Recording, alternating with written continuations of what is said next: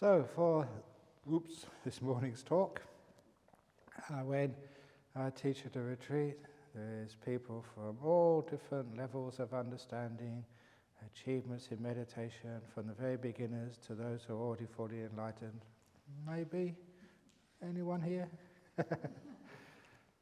All the different levels, and so I have to sort of aim the talks at all levels, and every now and again give a easy talk, a deep talk, somewhere in between. But today I wanted to go over what the Buddha taught about the meditation, especially anapanasati, the mindfulness of the breath. Again, it's another meditation talk. It's covering the same ground, but from a different angle. And every time that you cover the same ground, but from different angles, you get different perspectives, more understanding, and obviously a fuller map of the territory of meditation. But throughout this retreat, that's basically all we ever talk about, is just how to meditate. I don't like telling people about what they're going to find when they get to the end of that path, because that is just going on to beliefs. It's telling you how to find out for yourself, how to meditate, how to make the mind peaceful, how to make it still and clear, so you can see what's going on. So when I say I was been brainwashing you, yes, I have been brainwashing you, but not in the sense of putting in new ideas into your head, but just to take out all the old ideas, to literally wash you clean, so you can actually see things as they truly are, instead of having things being bent or distorted. So, when the Buddha taught meditation, the most popular type of meditation which he taught was the meditation on the breath. And for the last 2,500, 600 years, that is the meditation which most people do. That's the meditation which the Buddha did when he sat under a tree and became enlightened. And that's why we have meditation retreat centers in forests. So you've got lots and lots of trees to sit underneath, and one day you might become enlightened as well. If you don't actually sit under a tree because it's very uncomfortable being in the bush with all these insects crawling all over you and flies, we actually put a tree underneath you with the bamboo and the wood on the top of you. So that's just about like having a tree above you. So in one sense you are sitting under a tree with the wooden ceiling. So it works the same way to get you enlightened. And this particular tree you're standing under is air conditioned, so it's even easier to become enlightened. So, there is a meditation which the Buddha always recommended. And so I'm going to go through this, but point out some parts of it which you may not have heard before, aspects of it which will make it very clear what you're doing and why you're doing it. And most importantly is because it ties what I teach down to what the Buddha taught, so you never really think that, Ajahn Brahm is making this up by himself. It's not just changing anything, but it's just elaborating in modern language what's right there in the Buddha's teachings. Now in this Anapanasati Sutta, it starts off with a person just finds a nice quiet place to meditate in. And a quiet place is very necessary when you begin to meditate. Later on, you can meditate in very noisy places. The noisiest place I've ever meditated in, many, many, many years ago, the Burmese community were having a silent peace protest for the situation in Burma. I think that was the first of those student demonstrations where many students were massacred. And they decided to have like a Buddhist protest, so just to sit down on the street and meditate for a couple of hours. And so they asked me to come along, and it was meditated, no cushions, on the concrete pavement, and it was opposite a shop called Time Zone. That's where they have these games, and there's this music blasting out all the time, and the trucks and the cars going past, and people right in the middle of Perth in Hay Street. And I thought, that's really great, because see if you can really meditate in the middle of so much noise, in the middle of the city. So you can do that if you know how to do that, and that's where you don't disturb the noise. You just let the noise be. Just don't really be concerned with it. And because you're not concerned with it, not trying to get rid of it, not trying to control it, not getting angry at it, it soon vanishes and disappears. Whatever you are not really concerned about, whatever's not a problem, vanishes from your mind. The only reason it comes into your mind and stays there is because you think it's important. it's a problem, it's something to deal with. But you really realise, oh, you can't even deal with it, it's a waste of time, then it vanishes from your field of perception. It's very fascinating what comes into our mind and why. And sometimes that you can reflect on that. Somebody's having a conversation, why do I have to listen to it? It's got nothing to do with me at all. Now a crow starts doing its thing, and it's very sort of unpleasant. Why do I even bother listening to that crow? Nothing to do with me. Someone coughs. It's not my cough. Why do I have to listen to it? To bang the door, it's not my door. Why do I bother with it? And it's interesting, the reason why we bother with these things is because we really get involved, we try and control them, we try and make a problem out of them, and that's when they really obsess our mind. For those of you who still got problems with these things, thoughts in the mind, emotions in your body, sounds and heat or cold, all these irritating things of life, we really try hard to make this retreat centre irritation-free. We can have an aircon in here to make sure it's a nice temperature for you. You've got lovely beds, your own rooms, toilets and showers. But the one irritating thing which we can't do anything about is each one of you. So if you had this retreat centre all by yourself and no one else, then maybe you'll be irritation-free. But other people, they're always getting at you. So you can't make anything that perfect. So the simile I like to practice, I've already mentioned one simile, like being the lotus leaf. Whatever falls on it, perfume or urine, it just all falls off, leaving no residue. The other words is like the cinema. I wrote a little story in the Opening the Door of Your Heart book. It's a very brilliant little story. It's one of my best friends. Went to school together with him. And he told me he was going off into Jamaica many, many years ago, maybe 35 years ago now. And Jamaica has the highest murder rate in the whole world. It's a very, very violent country. So he went to one of the violent cities, up country in Jamaica. And with a friend, so he was reasonably safe. But one evening, after dinner, they went to a movie, and it was one of these drive-in movie theatres, which they used to have in the old days. It's a big screen, you go in the car there, and they put a little microphone thing on your window so you can get the soundtrack, and you see the movie on this big, huge screen. Only in this movie theatre, the screen was made out of concrete, a really thick concrete. It must have cost a fortune. It was the first time he ever seen a drive-in movie theatre with a concrete screen rather than the usual canvas screen. So he asked his friend, why is there a concrete screen here? And this was the answer. It was a very violent town, and in that town, they loved violent movies. Cowboy and westerns, the cops and robbers, those sorts of movies. And whenever there was a gunfight on the screen, the people in the audience would get out their guns as well and join in. Bang, bang, bang, bang. Shooting the sheriff, shooting the cop, shooting the robber, whoever they didn't like. And they'd join in. And they'd shot through so many canvas screens. The owner of this cinema, this is a wonderful true story, decided to build a concrete screen so all the patrons could go in there with their guns, and when they got interested and excited, they'd join in, bang, bang, and have a really good time. Interactive cinema at its best. And that was happening. But it just shows, why do you want to get involved in the movie? It's just a movie on the screen, that's all. You're just in the car or in the seat. What's the big deal? But do you get involved in the movies? They're creeping up, bang, bang, bang, bang, bang. And you get excited, and you love that. It's romantic. The boy meets the girl after so many difficulties, and they fall in love and live happily. Oh, isn't that sweet? You know what's going to happen in the end of these movies. But it's only a movie. Now, why do people in the audience cry during a movie?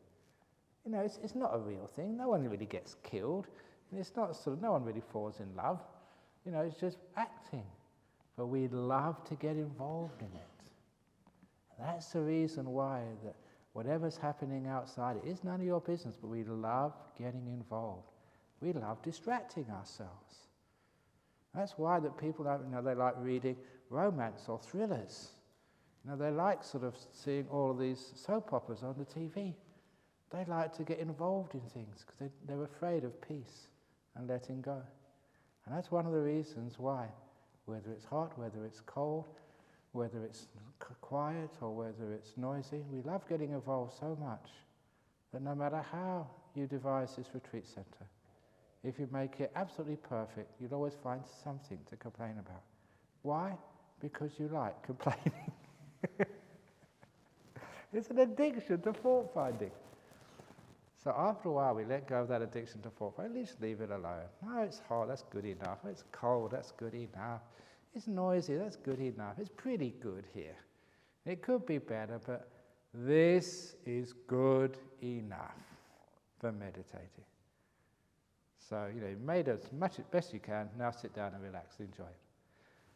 So you try and find a nice, reasonably quiet, comfortable place. And in this joint, there's many places you can meditate. If you really get hot today or the next day, go and sit in your shower and let the water sort of on or something. Sort of keep yourself cool. Put a wet cloth over you or whatever. So whatever you want to do, there's so many places you can meditate in this retreat center. So many things you can do this. So be adaptable, be resourceful. And once you find that quiet, reasonable place, you sit down comfortably. The posture begins with Anapanasati. And you don't have to sit in full lotus. You don't have to have your back straight, as I was saying the other day. However, there is one very important part of your posture, the one which is very crucial to get into deep meditation or not. And it doesn't really matter where you put your hands, Tibetan style, Thai style, or on your head like at school. I don't know where you put your hands. But the most important part of your posture is what's happening right under your nose, your mouth posture. Because sometimes I've opened my eyes during this meditation retreat and I've seen people with bad mouth posture. Gritting their teeth, being upset. So the correct mouth posture for meditation is a smile. Turn the corners upwards. People put a lot of effort training their legs to sit in full lotus, training their back to be straight, training this. But the one thing you should be training yourself in with mouth posture for meditation. And it really does make a difference. The rest of the stuff is a waste of time. It doesn't matter where you put your legs or where your back is. But your mouth, yes. Because if your mouth is showing signs of suffering, pain, frustration, it shows you what your mind is doing. No way can you get deep meditation that way. And sometimes all you need to do is deliberately make your mouth smile. If you can't make a smile, fake one.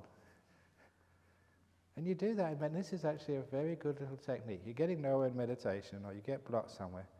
Take your attention away from whatever object you're focusing on and put it onto your mouth. Turn the corners upwards. A little smile. And you find that will be a trigger of happiness, piti, sukha, inside the mind. It will brighten the mind up. And from that you can often just go into very deep meditation. Because when the mouth smiles, it brings the corresponding sense of joy to the mind. So when the face smiles, the mind also smiles as well. And it works. So try that posture. And it's out of compassion for me, the other monks and nuns who have to face you all day. Sometimes it's so depressing I go back and want to kill myself. No, I don't. But anyhow, so that's the posture, finding a nice quiet place. The next thing it says in Anapanasati is, they say this word, setting up mindfulness in front of you. And that has been so confusing to so many people for so many centuries or years. And one of the reasons is because a lot of people don't know the Pali, and they just translate it. And in front of you does not mean in front of your nose, or in front of your mouth, or in front of anywhere. It is like the idiom. It means giving it importance, giving it priority. That's actually what the word priority means. A prior is someone who stands in front. So yes, spatially, the symbol is you put it in front. But that is a metaphor for making it the most important, the first on the list, the top priority, the number one thing to do, to establish mindfulness straight away, before you start watching your breathing. And I think that you've all got that point, because I made that point very early on in this retreat. Even before you start trying to watch the breath, make sure you're mindful first of all. Otherwise, you try and watch the breath and you just don't have the tools. The skill has not been developed yet to watch the breath. It's just like an athlete has to warm up before they start the game, the contest. And so this is actually warming up the mindfulness. And how do you do that? Again, present moment awareness and silence. Because that's really what mindfulness means. Basic mindfulness. You're here. Because if you're thinking of the past and if you're thinking of the future, you're not here. You're not aware. You don't know what's going on. And that's one of the reasons why people could fall into manholes. They can trip over. They're not really where they are and what they're doing. They're somewhere else. So you're right here with what you're doing. Present moment awareness, mindfulness. And also the silence of the mind. Then you're aware of what's going on, rather than aware of the description of what's going on. You're aware of the reality of now, rather than all the labels of now. And the labels can be very, very deceiving. So we're aware right now what's going on with silence. And it is worthwhile spending a lot of time in preparation. Building this retreat center, most of the work was actually leveling the ground and putting the foundations and the slabs up. The rest of the stuff, once you've got the foundations, and the foundations are very strong, the rest is reasonably quick. But those foundations are crucial to any building. It's the same, the painters tell me that most of their work, painting a wall or painting a ceiling, is a preparation. Cleaning it, sanding it, smoothing it, and then when they actually put the paint on, it's very, very quick. But the preparation is most important. And that's why the preparation with mindfulness, first of all. Get yourself here. And the other part of that preparation is resting. That's why the first few days of these retreats, I encourage you, have rest, have naps, however much you need, because it takes time to get enough energy to get rid of the sleep deficit so that you feel energized enough that your mindfulness is strong to be able to see the breath. So that's actually the basics, and it's really good spending time on those basics. If you're still tired, then still rest. It doesn't matter how long you sleep. It's much better that you sleep 23 hours and you have 1 hour where you meditate and get enlightened, rather than have 1 hour of sleep and 23 hours of pain and suffering. So quality rather than quantity is important. And I think by now you should feel that. If your body's not at ease, it's very hard to get your mind at ease. So you get your body nice and easy. And once you have all those preparations, then you start the breath meditation. First of all, I'm just going through the steps as the Buddha taught. If you're breathing in long, you know it's long. Breathing out long, you know it's long. Breathing in short, you know it's short. Breathing out short, you know it's short. And some people think, I better do number 1 first, breathing in long. Now I've got to do short. And they think, they've got to do one after the other because that's how we've been brought up. No, these are just examples of when you're first watching the breath. Just watching the breath go in and out sometimes is not enough to interest the mind. So you've got to add something else just to make it a little bit more interesting and fascinating so the mind can actually watch it without wandering off. So in and out is not enough. So you can just see how long it is or how short it is. You don't have to do one or the other. It can be in the middle, not long, not short. It could be a tiny bit more long than short. It can be 72% long, and only 20, whatever it is. So it just gives you something to watch. And this is where there's many alternatives to those two stages of anapanasati. It doesn't have to be long or short. This is where you can start doing the mantras with the breath, words which you say along with the breath, just to give your mind something to hold on to, a hook to attach to the breath for the time being. Little mantras, like in Thailand, they use a Buddha mantra, breathing in Bud, breathing out To, because to them that was a very powerful word. And I say here, for Westerners, that doesn't usually work because you haven't got the same sort of cultural feeling for the word Buddha. So for the Westerners, I've already mentioned the favorite mantra for breathing in with a word. You breathe in and you say, shut. Yeah, breathe out, up. Shut. Because it reminds you to be quiet.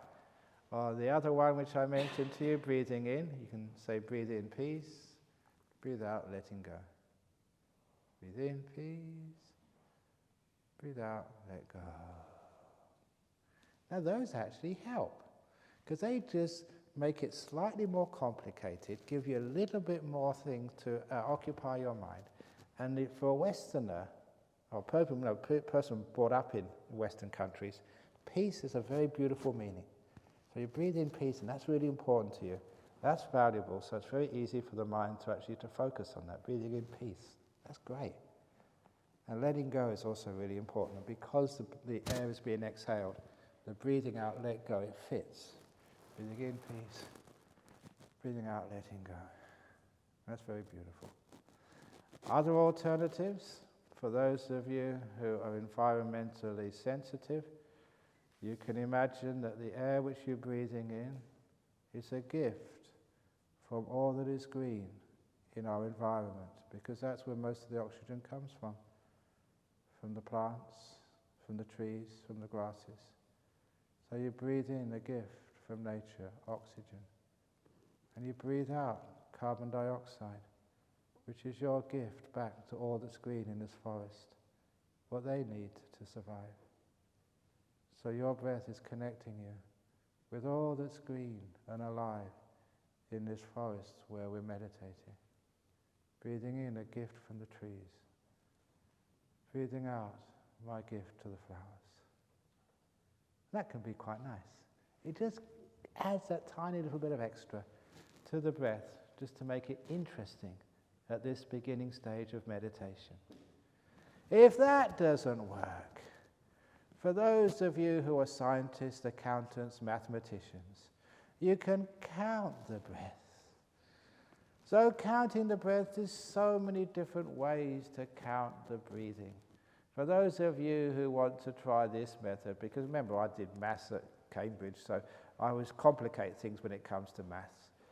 So, I breathe in, I note 1, out 1, in 2, 2, 3, 3. Natural breaths, however long or short they want to be. 4, 4, 5, 5, 6, 6, 7, 7, 8, 8.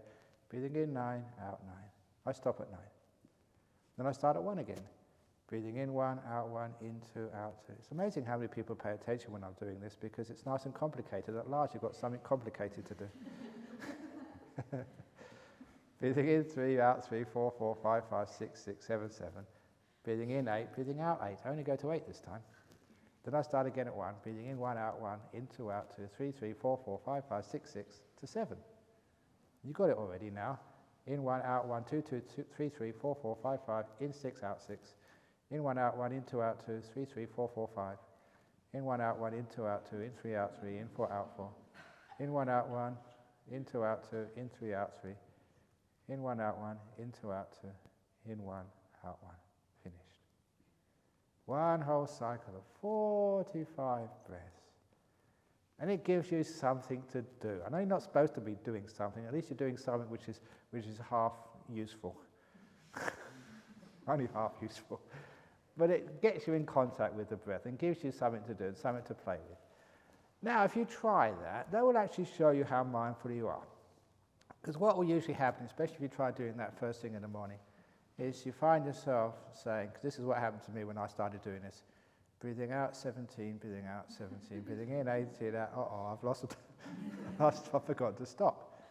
Or breathing out 6, breathing out, what number am I in? Because it takes a lot of awareness to actually know where you are, know what number you're supposed to be doing and going up to. It just makes it a little bit more interesting, gives you something more to do. But please don't do that for too long, because it just gives you a headache after a while, counting all day.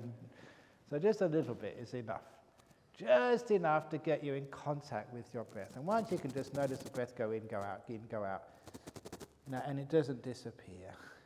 In other words, you've got enough stability, you can watch your breath, maybe for 100 breaths or 150 breaths, and you don't really lose any. You don't go wandering off all over the place and wondering where you've been. You've got the breath. That's those first 2 stages of Anapanasati. You're focusing. But remember, focusing never works by force because you can't maintain it.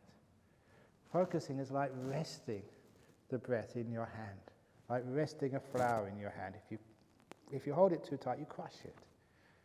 If it's too loose, it falls away. So just that right amount of effort, just so you can hold the breath. Now, sometimes people want to put a little bit of effort into your meditation. It's best not to, but if you want to, you can at the beginning. It's not so crucial at the beginning of the meditation to put some effort in, to try. But don't go on too long.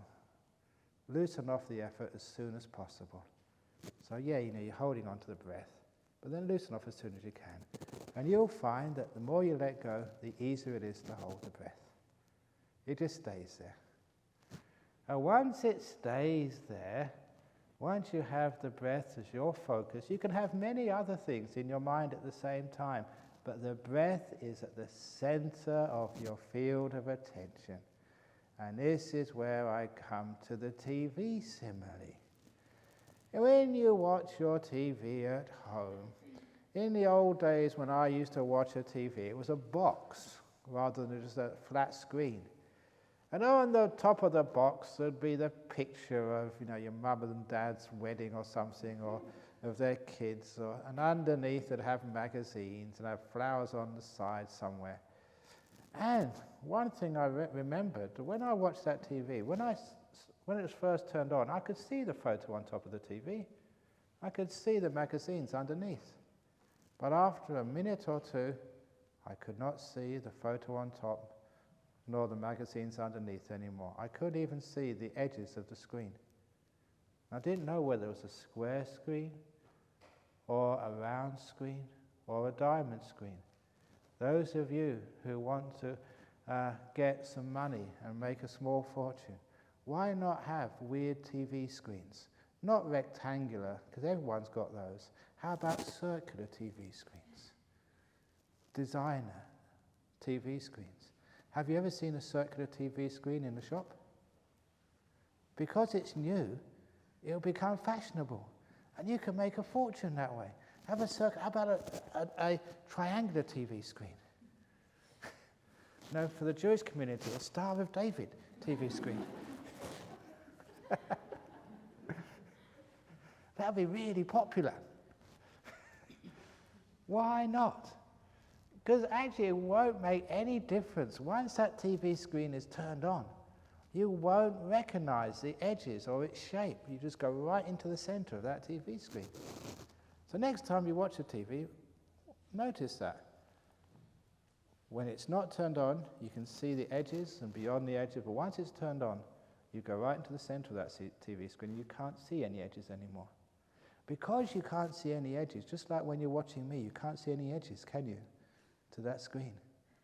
And that's what happens when you watch a movie or a TV documentary. It's exactly the same experience. That gives it the sense of authenticity. There's no boundary on it, on the TV once you get into it. There's no boundary on real life.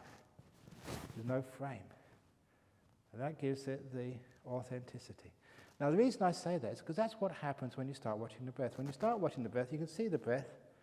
You can also see these other things, the photo on top, the magazines underneath, the feelings in the body, the sounds, the heat, the cold, all these other distractions, they're there. Now, you don't need to get rid of those distractions. All you need to do is keep the center with the breath, or rather keep the breath in the center. So the breath's in the center, the sound, but sound's over here somewhere. It's hot, but the heat's over there somewhere. The middle is the breathing. Because what happens if there's a sound or feeling, an ache in the body, and if that is the problem, that takes center screen for you. And then the breath falls off the edge. But if you keep the breath in the center, you can have the sound, the heat, the noise, whatever, but keep the breath in the center there. And after a while, just like watching the TV, that's all that's there, just the breath. And things on the edge have fallen off the edge of the screen. That's what I did in Hay Street, Mao, when I was meditating for that Burmese demonstration, or whatever they called it.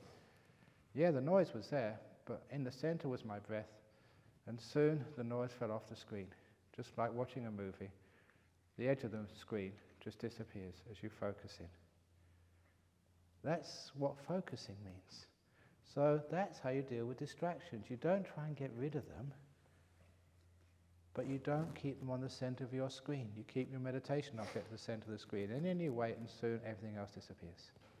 And because everything else disappears, the feelings in the body, the sounds, whatever, they don't actually totally disappear, but they're at a distance. It's like 100 miles away, or maybe not that far, but it's a distance away. Yeah, you can feel heat, but it's over there, and inside you with your breath, and it fills your screen. And the breath filling the screen, that's experiencing the whole breath, which I mentioned the other day. Beginning of the in-breath to the end of the in-breath. And in order to help you, there is a little meditation test for you. I want you to find out the answer to this problem. Which is longer, the space between the in-breath and the next out-breath, or the space between the out-breath and the in-breath? Because there's a pause. The in-breath is finished. The out-breath is yet to begin. There's a pause there. Or the out-breath is finished and the in-breath has yet to come. There's another pause.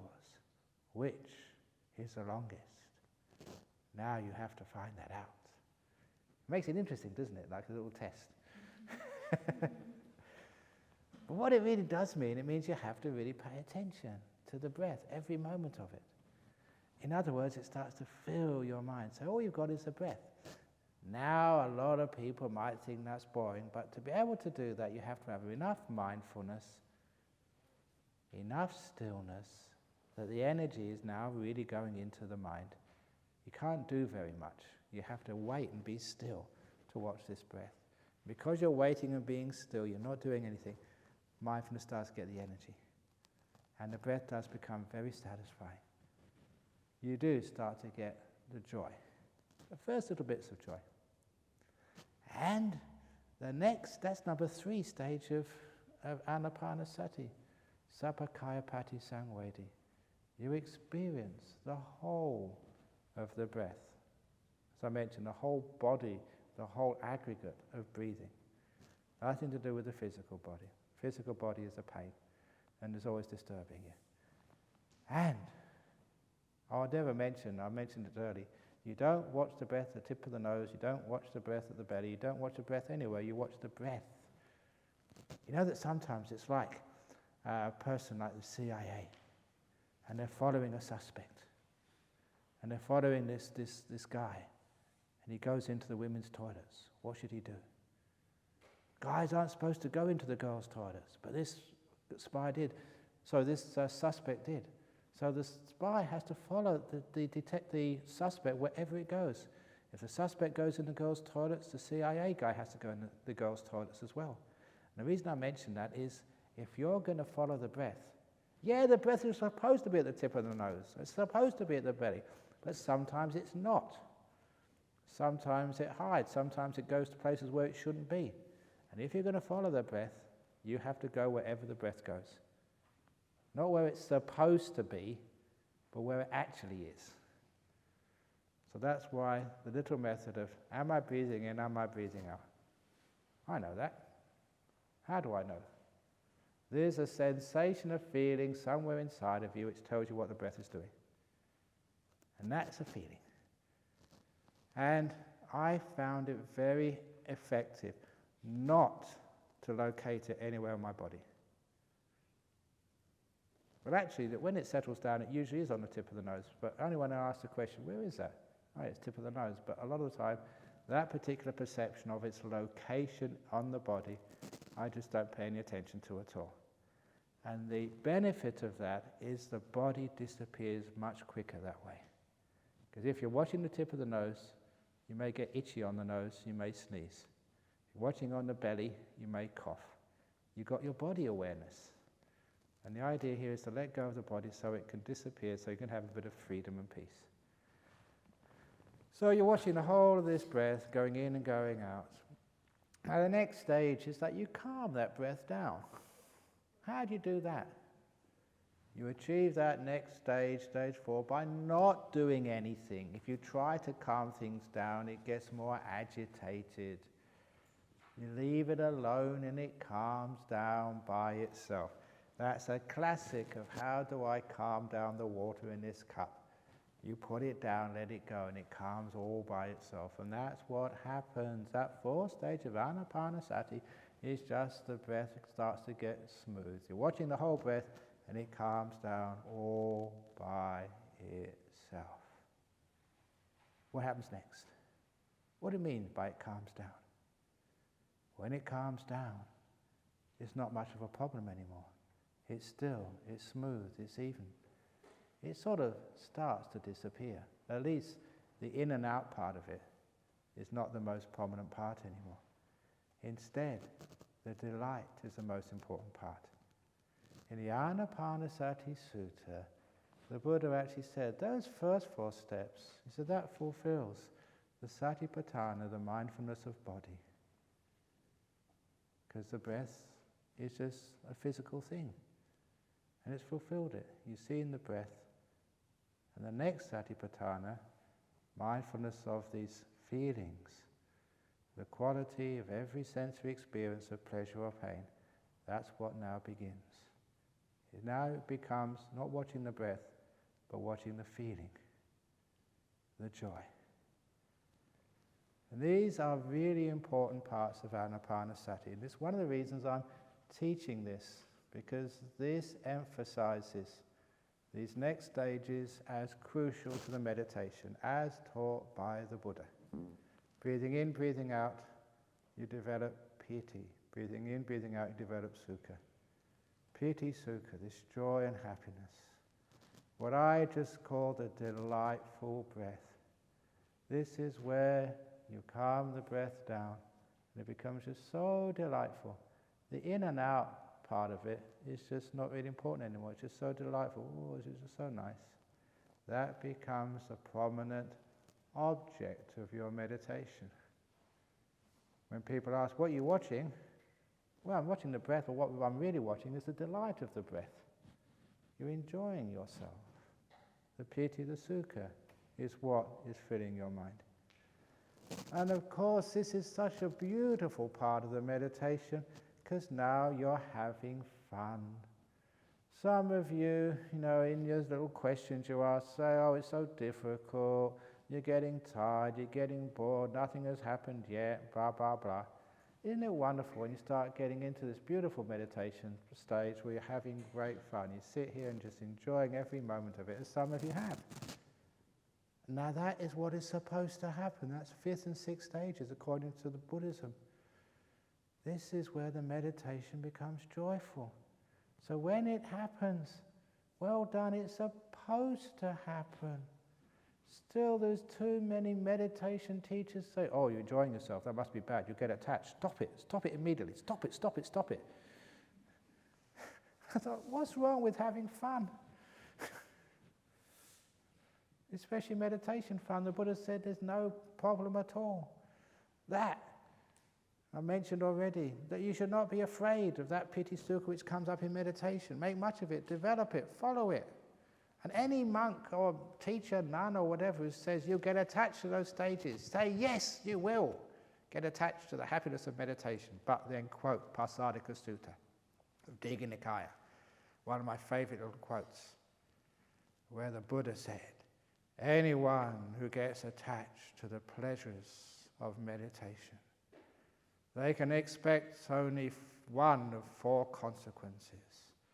This is the only things which can happen to you if you get attached to the pleasures of meditation. Only 4 possibilities, not 5. And the 4 possibilities of people who get attached to the pleasure of meditation are stream winning, that's the first stage of enlightenment. Once returning, that's the second stage of enlightenment.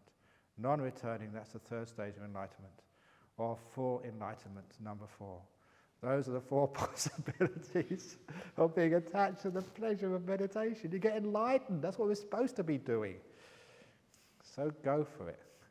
I don't know why it is, in religion especially, of all human endeavors, people are so afraid of pleasure. And somebody once said the definition of Puritanism.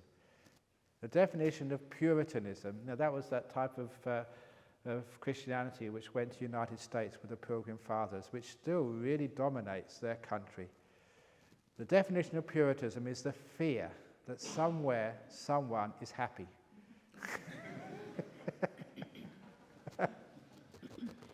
That's brilliant. So you can be happy in meditation. And, little piece of evidence number 2. I'm just quoting Buddhism now. These are my favorite quotes, so you've heard them before. Dhammacettiya Sutta, the monuments to the Dhamma. That's where the King Pasenadi, one of the chief disciples of the Buddha, just before he passed away, he went to see the Buddha in the Jeta Grove Monastery, the Jetavana Monastery.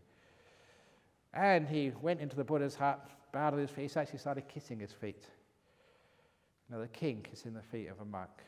So please don't you try and do that, because I wouldn't if I was you. I did have a shower this morning, but I do not wear my shoes when I'm walking up and down this place, so please don't do that. You might catch something very bad. But the king didn't mind. He was kissing the Buddha's feet. And I said, what the heck are you doing, king? And he said something like, I just love coming to see you. I just love this monastery. This has been my great joy. Because my city is just within walking distance of the Jetavana Monastery, and you've got this great teacher, the Buddha, and I love you so much. And I love coming to this monastery. And the Buddha said, why do you love coming to this monastery? And that's where this king said, it's written down in these ancient sutras, because when I come into this monastery, all the monks are happy and smiling. And the Buddha said, yes, that's what's supposed to happen when your meditation starts to progress, when you start to get insights. You're supposed to be happy and smiling, great king. And I love that, because it actually showed what happens when meditation starts to work. You become happy and smiley. That's why when people come in interview and say, I've just got 4th jhana, I've just got stream winning, I just don't believe a word of it. I just look for their face. And if they've got this big smile on their face, Ajahn Brahm, okay, yeah, maybe you've got it. If there's not that bliss and that happiness there, you haven't got the deep meditation, you haven't got the insights yet. And that's actually straight from the word of the Buddha. So in this stage, you're developing that joy and happiness. Now do you understand why I teach like I do? I'm encouraging that joy. Sadhu, sadhu, sadhu, the 3 stupid sadhus which I keep doing. I'm trying to develop that piti sukha, make it fun and happy for you. And when I'm encouraging that, after a while you just give in. A few people resist. No, I'm serious. I'm a serious meditator. Piti sukha is what is supposed to happen. And eventually you give in, and it does happen. You become very joyful and smiling. That's the 5th and 6th stages of Anapanasati. And it's crucial. Many people have heard me say that's the pivot point of meditation. You get to that stage and then you're off. So that's where I really want to get people, to be able to watch the breath, and it's just so joyful. Having a wonderful time. Then I've done my job. It's like all downhill from there, in the sense of, you pick up speed and it just happens automatically. Once that joy starts coming up. The reason I call it a pivot point, because once it starts to get joyful in your meditation, just watching the breath, having a great time, no more effort is required. You don't have to force yourself to meditate. You don't have to sort of try and say, how many more minutes should I sit? It's so natural. You love meditating, you're having a great time. You sit down there and you don't want to come up. You're having a beautiful experience. And the beauty is the glue which sticks the mind onto the object. It's the delight, the piti sukha. Having a great time, you don't want to go anywhere. Which means you're content, satisfied with whatever you're experiencing. Because you don't move, because the piti sukha holds you still, it creates more piti sukha, more joy. The stillness gets more energy. The energy creates more stillness. The stillness more energy. The energy more stillness. And it just builds up. And that's where you get the great meditations from. So, you get the piti sukha coming up. And then the next stage is actually to experience this whole, they call it, this interesting point, a chitta sankhara, which is a mind-made thing. This is a mind-made bliss. It's not bliss coming from outside, it's coming from within the mind, from stillness of the mind. Mentioned that earlier on. When you're still, the energy goes into the knower, that part of the mind. It's energized. That's where you experience the chitta sankhara, the mind-made happiness. And then it all calms down. The mind-made happiness calms down, because that's still with the breathing. It's a beautiful breath. It calms down to the point that the breath disappears. Now those aren't stages which you do. Those are just like the layers of petals. It's just what happens. And sometimes you're halfway in between one stage and the next. Just like, you're in this territory, the no man's land. You've gone through one immigration and then another immigration. I was just thinking of an example, just like going across the causeway from Singapore into Johor. You're neither in Singapore nor in Johor, you're on the bridge in between. There's many cases like that in meditation. You're in between one stage and another stage. It just develops seamlessly. You don't ask yourself, what stage should I get to next? You stay where you are and it just develops, it unfolds. And then you are in this delightful place. Because this is the 8th stage, the delightful breath vanishes. And what you're left with is just the delight. The best simile for this, now you're getting into some very refined stages of meditation. And it took me a long time to find a simile, but a simile came to me which is almost perfect, and that was from Alice in Wonderland. For those of you who know Alice in Wonderland, it was this really weird book done by this mathematics professor in Oxford. They always are weird in Oxford. Cambridge is okay, but Oxford is a bit weird. That's a brilliant, brilliant, brilliant book. And I quoted a lot from him. And the bit which I quote is a simile of the Cheshire Cat. And if those of you who know Alice in Wonderland, this great English little, joyful little fantasy novel, whatever you might call it, that Alice saw this cat sitting in a tree, and the Cheshire Cat has got a smile on its face. And the cat suddenly disappeared, and then appeared again, and then suddenly disappeared again. Now this is very meditation-like, things vanishing which aren't supposed to vanish, but I'll come across that later on when I talk about insight. And then Alice said, it quite gives me a headache seeing you coming and going so quickly. And so the cat said, okay, I'll vanish slowly for you. And then the cat started vanishing slowly. First its tail vanished, and then its legs, its paws vanished, and then its body vanished, leaving only its head. Then its ears vanished, then its whiskers went, and then its head vanished, leaving only the smile. And Alice said, this is strange. I've often seen a cat without a smile, but never before have I seen a smile without a cat. And that was absolutely brilliant, because that's what happens. The smile, the piti sukha, without the breath. You've often seen a happy breath, but now you see the happy with no breath. Just left is the happiness, the joy, the piti sukha. Now many of you have seen the breath disappear and have gone into sort of that little dark space. Nothing's really happened there, you don't know what to do. One of the problems was that you didn't develop enough piti sukha, not enough joy. The happiness wasn't strong enough before the breath vanished. That's why, and one of the reasons why is because we think that that's not an important stage in the meditation. We watch the breath, we don't really care too much about the happiness. And I'm coming up and saying, no, the happiness is more important than the breath at this stage. So develop the joy in meditation, get into it.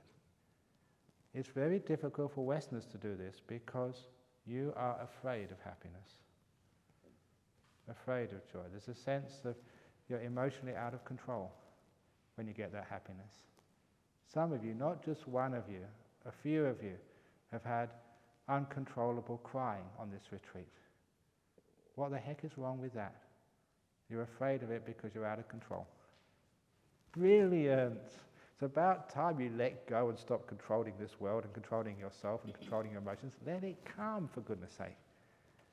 And even the happiness we're afraid of, because it's powerful. And we didn't make it. It's not ours. It's out of control. It just happens. And that is scary. Weird, we're much more used and comfortable with suffering and pain and disappointment and frustration. We know that because we've had much experience of it. But when it comes to happiness, that's a bit weird. Especially really nice, intense happiness.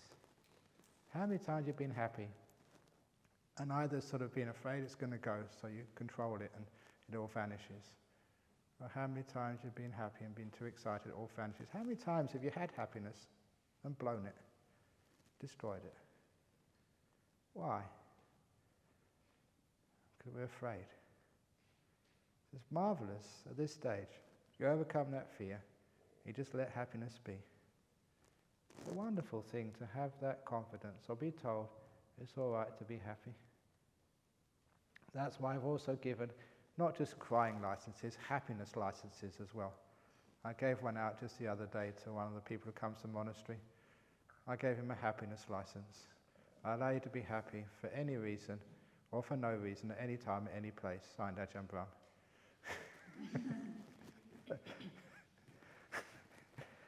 That's funny, isn't it? But why? And it's really important. It actually helps him be happy because why do you need permission to be happy? So I give him that happiness license. So this comes up, and you have to give yourself that permission to be happy. So you get this beautiful happiness coming up in the meditation. And it just stays there. And then when that breath disappears, the happiness is what's left.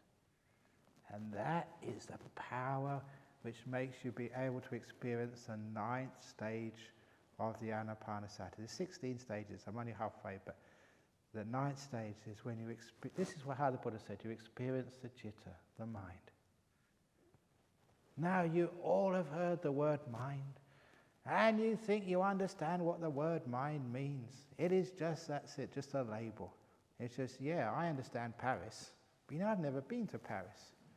So I've seen the pictures, I've seen people describe it. It's supposed to be the capital of France. They've got this little pointy monument somewhere. But if you've never actually been there, you don't really know it. The mind. You may think you know what it is, but only in that 9th stage do you really see it. You're face to face with it. Because what's happening here, as I mentioned earlier, focusing on the breath, early stage of meditation, everything else disappears. That's in the center of your screen. The sounds, yeah, they're at a distance. Feelings in the body, yeah, you can hardly feel them. When you really get into the delightful breath, that's so delightful, it's very hard to hear sounds. Very, very difficult to feel even the body, it's vanishing. And when that gets very, very strong, the 5 senses have gone. And that 6th sense, the mind, is what's literally covered up by the 5 senses. When you take the 5 senses out, that's what's left, the 6th sense. And that is one of the main purposes of this meditation, to get you the insight of what this mind actually is. Direct experience of this thing called your mind. You know what it appears like? It appears as this beautiful light. It's not a light. The visual sense is not working. But it's a mental object which you experience as a light. In exactly the same way as I said last night, when you die, The sight is not working anymore. Ask any doctor, you're dead. The eye is not working. That's why one of the ways they find out if you're dead or not, they put sort of the light, in your eye to see if there's any sort of movement there. There's no movement in the eye. Even the brain part of the eye, the visual part of the brain, is just not working at all. But people report seeing this beautiful light. This is a mental object. It's the way people perceive the mind. So that's why this comes up. This is actually that thing I call the nimitta, the sign of the mind, of the citta. This is what happens. This is what it feels like. And for those of you who've read lots of Buddhism and studied his suttas, Buddha kept on saying that this mind is radiant, when the hindrances are all gone. And that's what it's referring to, that particular stage of meditation. Because you've let go of so many obstacles, and now you're face to face with the mind, and it feels like this radiant moon or star or light or whatever. Sometimes it's like a screen with no particular locus, not a shape, but just a bright light covering the whole of your mental experience. These are real nimittas. This is that ninth stage of meditation, which is why I keep focusing on this. This is what the Buddha's taught in Anapanasati, the citta. And the 10th and 11th stages that's when you brighten up that nimitta. That's the abhipamojayang citta. You actually start making it more and more radiant. And I'd say the next stage along with this, because they're linked together, it's not really stages, because some of these two things happen at the same time, is samadhahang citta, stabilizing, stilling that nimitta. Because sometimes you see these lights in the mind at that particular stage, and it's flashing up. You can have, the firework nimittas, as I call them, flashes of light and then disappearing. You can have, what else, the other nimittas, which I kept, the very complicated nimittas when you see, like, streams or sort of landscapes, forests or whatever. That's complicated nimittas. But the nice ones are the simple and bright and stable. In other words, it just stays there. Very beautiful, very stable. So the job of meditation is to brighten it up and keep it stable. The most important thing is keeping it stable. And I gave you the clue a few days ago. The reason why that nimitta moves is because you're moving still. So it gives you that feedback. You're still, your nimitta is still. So after a while, you're mindful enough, it's moving around, and you notice when it becomes less mobile, you've let go a lot. You've stopped reacting. You're still. And if you can follow that insight which comes from the feedback given by mindfulness, you learn, you train yourself how to be so still so that nimitta is totally still as well. It just doesn't move. It's just right there, lasting. Because you haven't moved. Now you have to be really, really still at this point.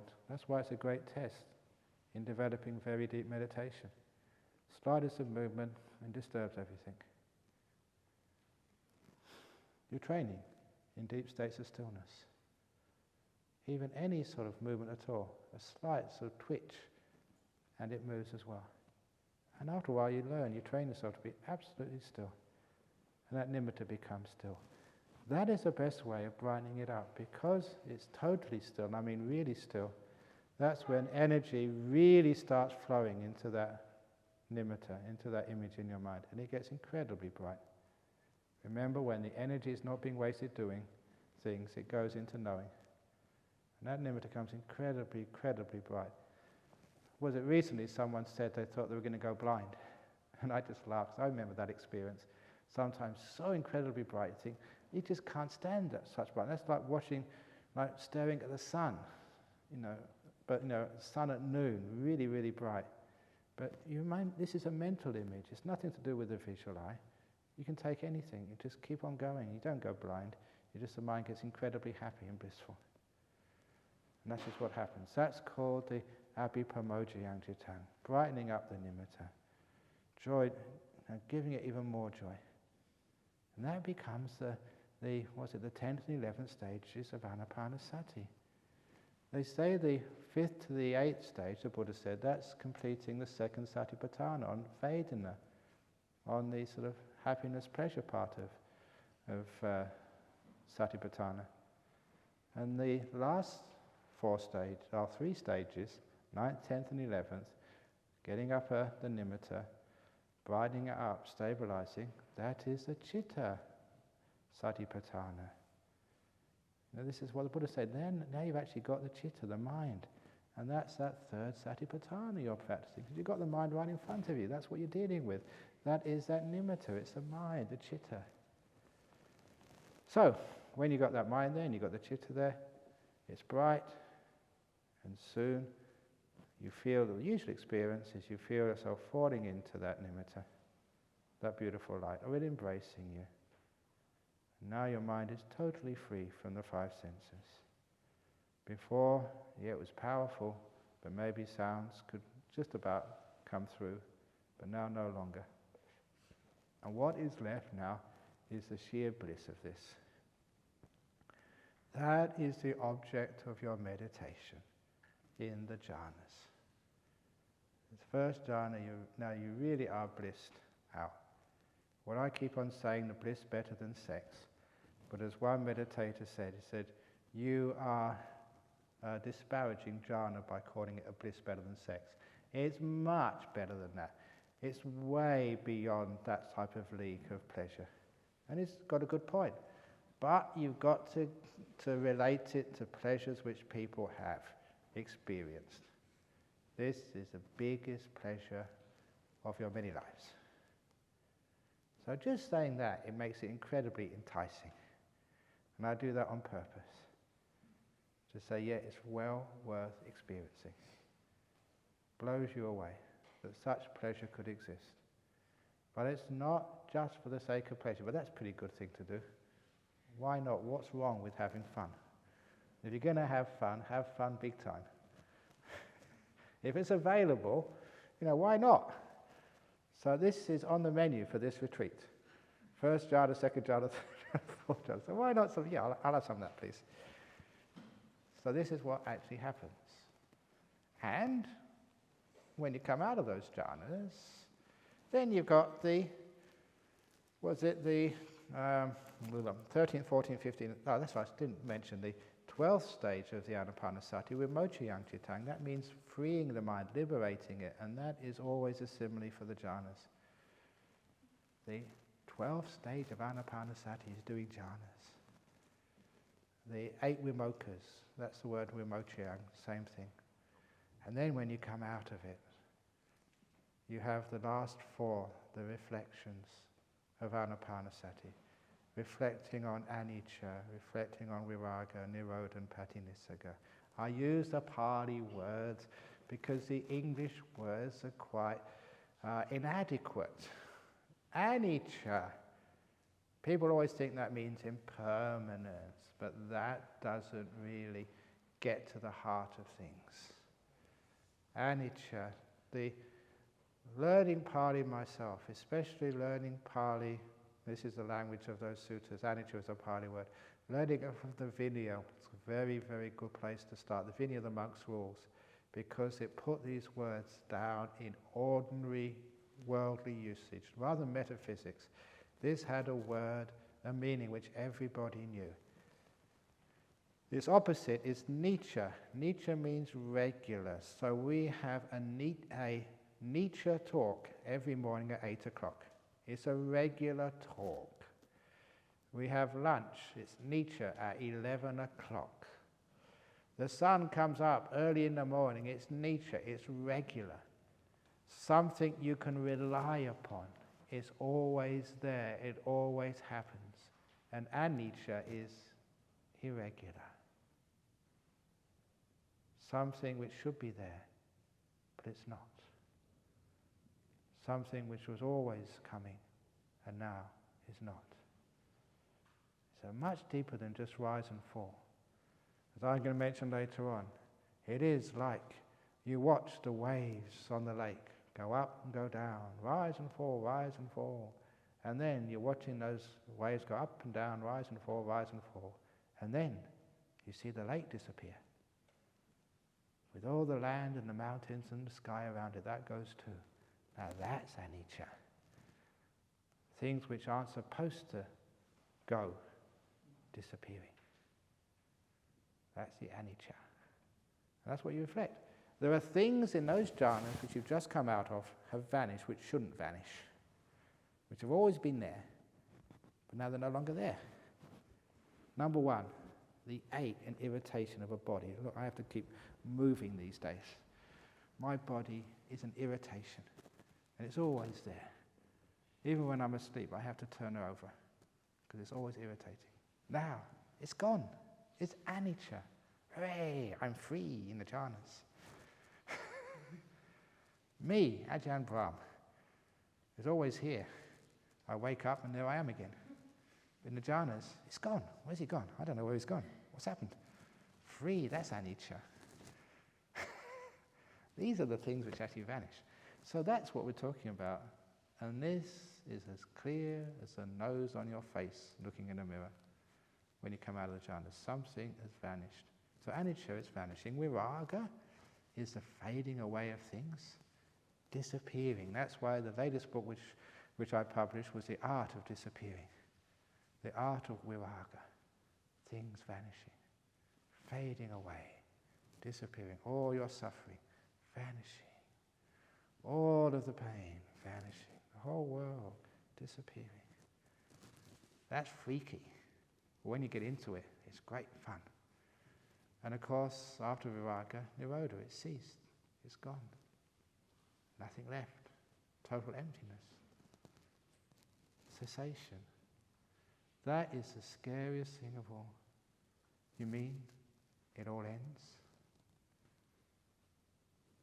I'm going to get a little poster, a little board on the end of a stick, and I'm going to walk around this retreat center with the placard, the end is nigh. Nirodha is coming. Cessation. This is the end of the world.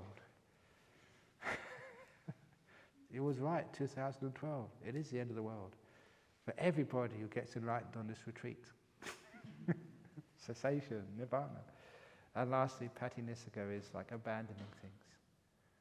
You know, like, we do get attached to things, we keep picking things up.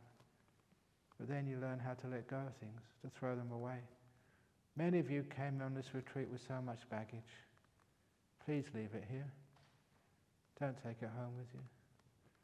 All of those pain of the past, all those difficulties, sicknesses, anger, guilt, grief. Please leave it here. Maybe we can actually, Daniel, can we get two big dustbins? Put grief, anger, guilt. How many dustbins we need? There's actually a lot of problems, is there? And so when you leave, you can put it in the and we'll just take it down the dump afterwards. Throwing things away. Those are the 12 stages of anapanasati. That's actually how it works. And that's how I teach this way. That's how the Buddha taught it. That's how it works. And the most important reason I said this today was to focus on that happiness and joy part of the meditation. 5th, 6th, 7th, 8th stages of meditation. Please develop the happiness. Generate it, cultivate it. When it comes, just don't throw it away as if it's something worthless or an obstacle. Cultivate it. During the day, if you feel like laughing, laugh. Smile, smile. Just if you feel like dancing and jumping up and down and singing, do it. Develop the happiness. Have confidence with your emotions, especially the positive ones. And then you find it's very easy to get into very powerful meditations. One of the big obstacles is we're afraid of the happiness. That's why people don't get as much jhana as they should. Go for it. Bliss hour. You have a license issued by the Buddha. Any questions about the talk now? Yeah. I feel one big obstacle is not believing that you can do it. So Ah. do you actually notice that, or do you try and Yes. think positive things? You say one of the big obstacles is believing I can't do it. And you know that was one of the reasons why not many monks taught jhanas. because they thought, lay people, you can't do it. You're only a woman. Woman can't get jhanas. It was disgusting. You know, what you heard from some monks. And no, so, you know, being a rebel, you know, I'm a rebel in many areas, as you know, Irene. You know, when I was young, I always wanted to be a heretic. There's something really attractive to that. But anyway, so it's a question of why not? So I was one of the first ones to start teaching jhanas, as you know. I thought, let's give it a try, see if people can do it. And you know, Irene, women can. They do. Many lay people have got jhanas. So, yes. To paraphrase Obama, yes, we can. You do it. So, you know me, I don't tell porcupines, except in jokes, but this is not a joke, that lay people do get jhanas. Big ones too. So they do it. So it can be done, and you can do it. So do you keep telling yourself you can, or do you just notice the block? It's me, it's my job. I've got to market it and convince you, yes, you can. And I've just tried that by just saying other people have exactly the same as you. In the time of the Buddha, you read all these people were getting jhanas. What's the difference between then and now? No difference. Yes, you can. Go for it. And many people do it. But of course, if you say, I can't, that's the biggest obstacle. If you can't, then you won't. You can, then you will. It's only a matter of time. And people do get jhanas on these retreats. I give many examples of that. I already told that one example of that Malaysian lady. End of the retreat. Totally gave up. No way, not even close to a jhana. And just an hour to kill. So I just go meditate, nothing to do.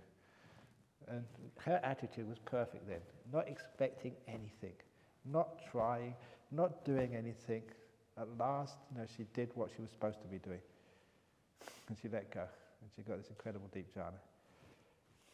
And that was a wonderful experience for me to see that, because for me it's like, you're a mum. When your kids get really successful, you're really proud. And you guys are like my kids. So when you get something like that, I get really proud. I think, oh yeah, that's my disciple. They got jhana too. Yay!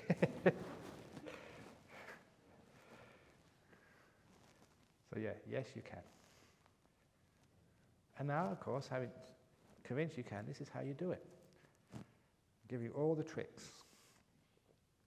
Let go. Put it down. Become still all by itself. You just sit there waiting. And don't be afraid. Many of you get to stages and you get afraid and you don't want to go further because you're afraid of losing control. That's one of the biggest obstacles. You have to let go. Let go totally and bliss out. Very stupid. Why we just keep attaching to suffering? Any other questions or comments? Yeah? How does equanimous and joy relate? Because equanimous, I thought you don't like or dislike or... No, equanimous means you're at peace being blissed out. You're totally at ease being blissed out. You're equanimous to bliss. So if bliss comes, great. But the equanimity usually comes after. And even equanimity, the Buddha actually said it's the bliss of equanimity. It's a different type of bliss. It's so still, it's just incredibly profound bliss. It's a very good point, because maybe one day I'll give a talk on those jhanas, but the difference between the first, second, third, fourth jhanas and the immaterial states is just a different flavour of bliss. Just like you've got chocolate ice cream, vanilla ice cream, strawberry, coffee ice cream. There's different flavours of bliss. And as you get into these jhanas, you just realise how little people understand pleasure. And you're becoming the expert on pleasure as a monk. It's weird, isn't it? Because people think monks have no fun. Just little do they realise. We have so much fun. But, understand the different types of blisses available to humanity, to the mind. And every bliss becomes just look, when you get into a first jhana, you think you're God, you think that's the essence, you think that's Nibbana. There's no bliss higher than that. It's incredible, it's intense. That's why that when Christians, and it seems to be a few Christians got that first jhana, they thought that as union with God. Just pure love. The end. You can't get more than that. And that sometimes if you get first jhana, you think, wow, this is incredible, this is it. And then you get a second jhana, you find, wow, there's a peak even higher than that. There's a bliss even higher than bliss. And then you get the third jhana, you think, gee, where does this end? And it just keeps on going. More and more refined bliss. And I'm not exaggerating, that's just how it feels.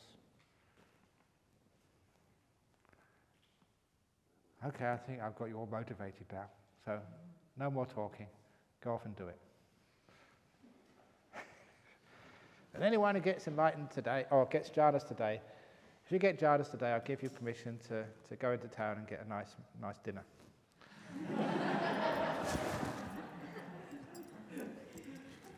That'll be your prize. That's a trick, because if you get into a jhana today, you just won't want a dinner.